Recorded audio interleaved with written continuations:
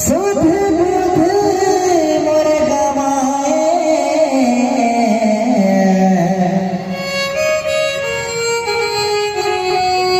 अंजनामा आजा पाए मौन हो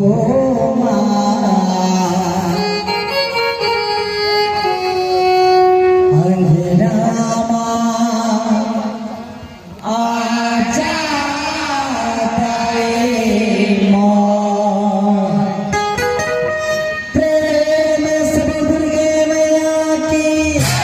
गाने दाई की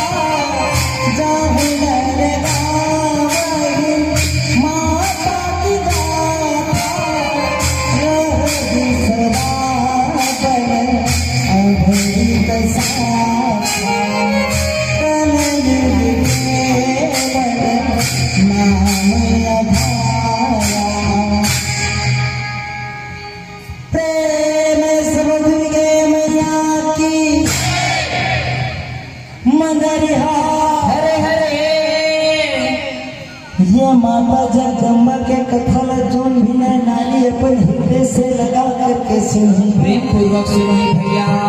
माता जगदम्बा जगत जननी मां हुमन ने कलयुग के समय में भव सागर ले पार करा मुक्ति दिला दी भैया।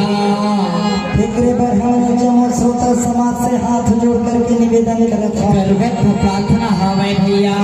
ये माता जगदम्बा के कथा बड़ा ध्यान लगा करके सुनी, प्रेम पूर्वक सुनने की कृपा करिए। और ये माता जगदम्बा के कथा है तो अगा दे भैया। अपना पार है छोटे बड़े बड़े देवी देवता हगा हगा ऋषि मुनि मन ये माता जगदम्बा के कथा के पार नहीं पावे, महिमा के पार ल नहीं पावे भैया। और फिर हम तो छोटे छोटे लड़का हवा नान नान लइका हवन ये माता जगदम्बा के कथा लगा कह सकबेगा जिस नदी हमर से टूटी फूटी बन पड़ी, बन पड़िए। हमने श्रोता समाज लगा करके सुनावा था, सुनाए के प्रयास करत हवन भैया। हमारे गायन वादन में जो कुछ भी त्रुटि हो जाए गलती हो जाइए तेरे श्रोता समाज में अपन लड़का समझ करके हमारा क्षमा करे के क्षमा करे के कृपा करिए। प्रेम से बर्तन का निंदाई की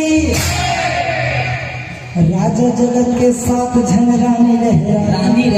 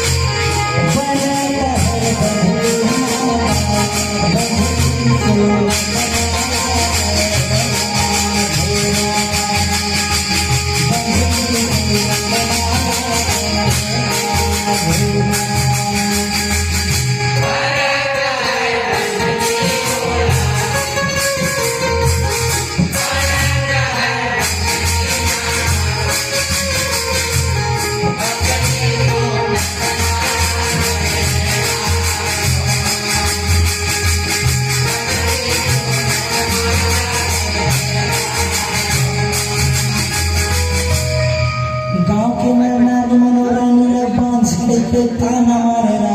मारे भैया रानी जब अपन भवन ले बाहर में निकले लोग निकमन गली भीतर में पार्टी भौर खिलत रहेगा ओ मतलब देख कर तुम के दई दादा मन कहे करिए जे नानी के लोग देखे धर्म नहीं है तेरा आगू आगू में जा करके खिलत कूदत रहा ऐसे बात में सुन करके रानी भंग के भीड़े में बड़ा दुख हो हृदय में खाना मार दे जैसे लागे भैया धीरे धीरे चर्चा कहा जा बता देगा ऐसा वचन सुना राजा को जागा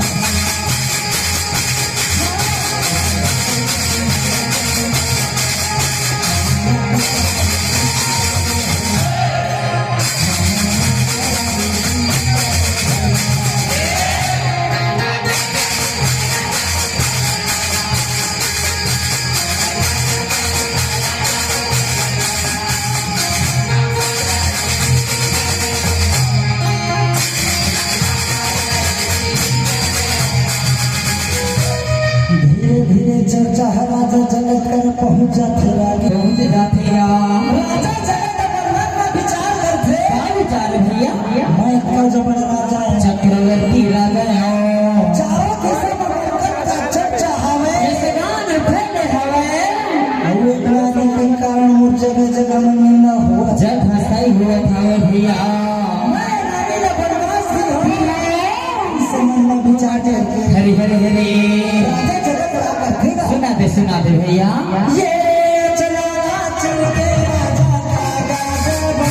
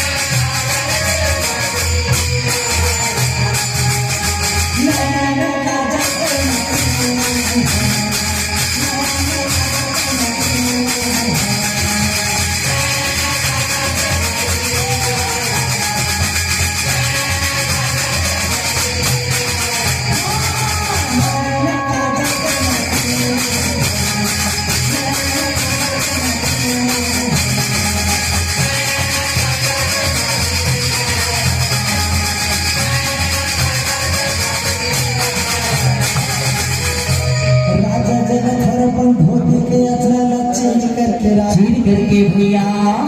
बना लेते काजल के सियाही बना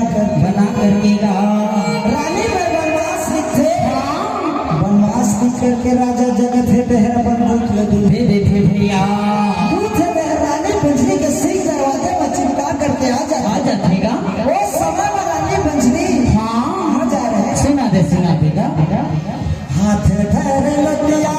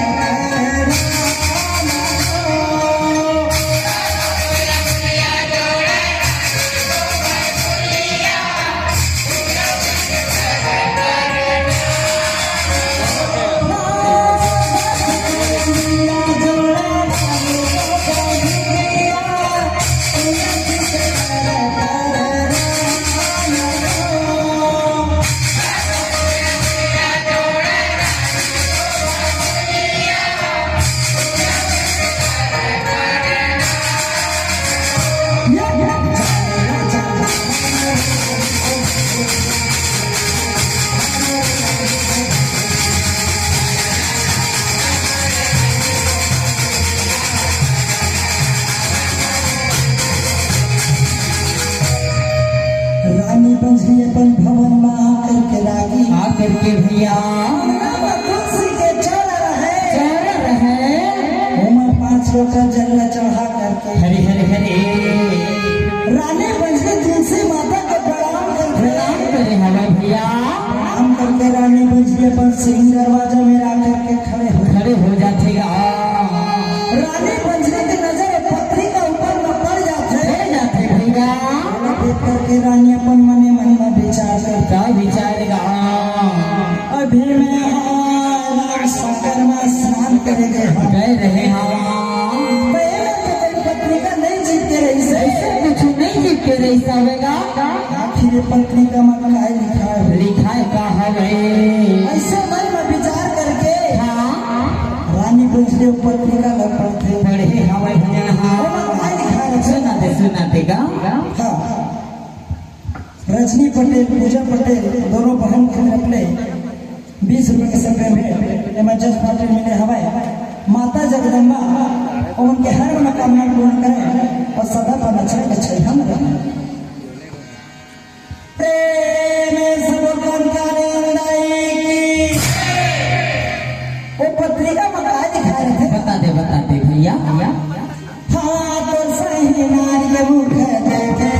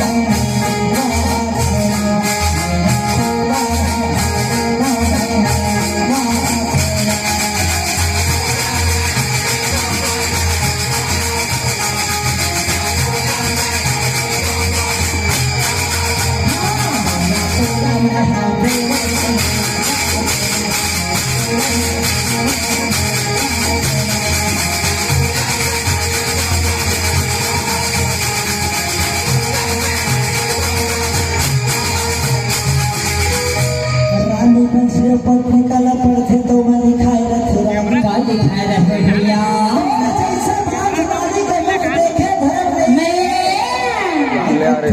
पूजा में तो कोई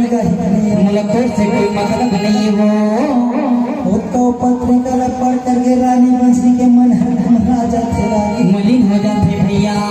रानी बजनी हाँ बता दे मास्टर ये कलपी के रो हरे हरे हरे हरे कौन है भैया रानी का बजूरी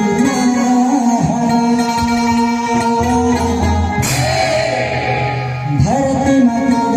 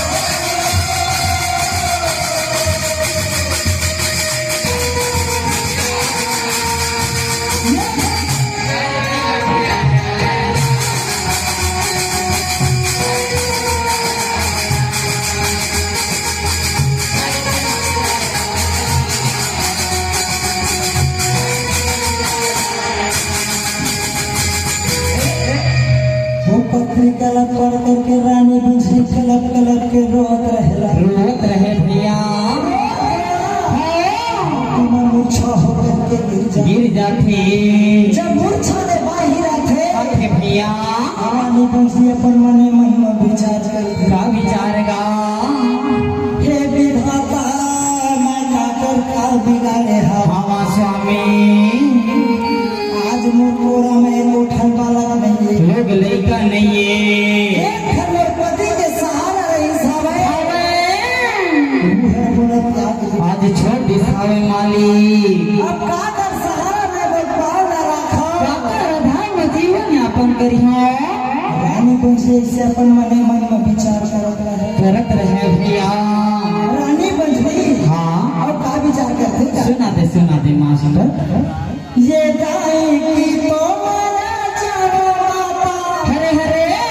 जहर लखा के नाम जय हो कि मारे जामा डूबने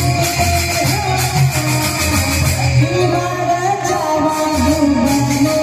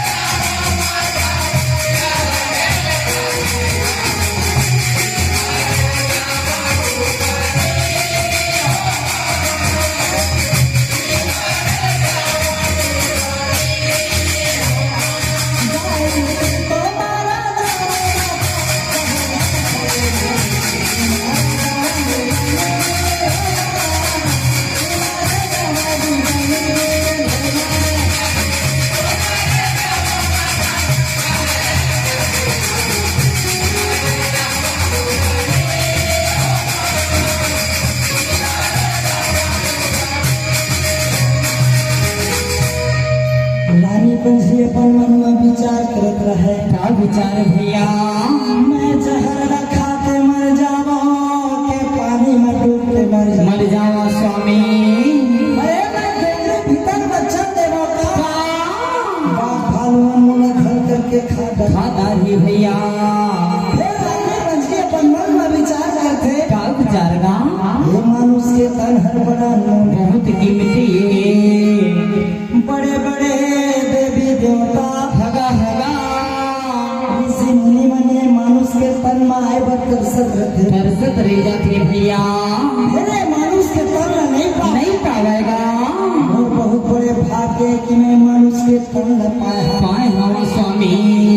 और फिर आपको हत्या करना तो महापाप है कायरता के काम है भैया मैं का जबर पाप नहीं अक्का जबर अपराध नहीं कर सका कर सकती हरे हरे मैं से ऊपर में जा करके भगवान भोलानाथ के सेवा अर्जी विनती लहे तब करिहा ऐसे मन में विचार करके रानी बंसी का करे बता दे भैया कपड़ा के मोटरी बांधा रानी को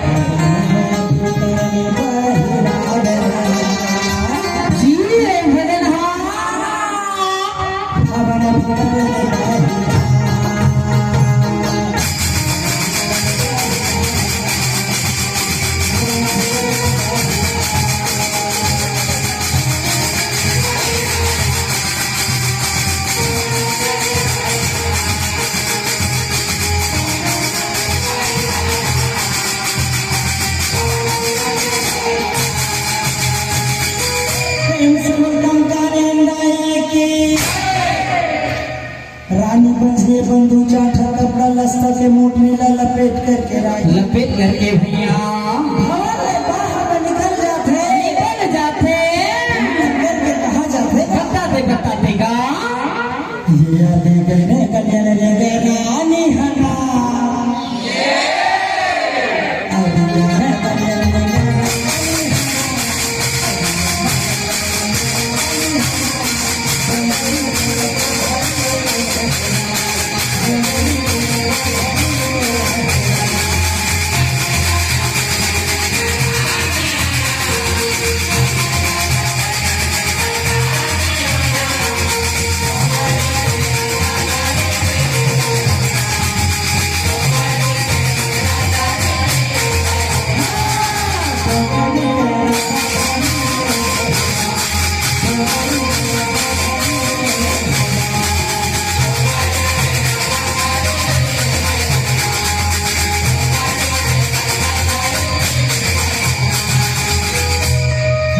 बंसी है रिंग करके रागी रिंग करके भैया डोंगरी के रत्ता पकड़ करके रानी बंसी डोंगरी भीतर में चल देते भजन हाँ वो डोंगरी हम कैसा दिखत रहेगा बताते गा प्रेम से बोलकर करेंदाई की गा भैया हरे हरे करिया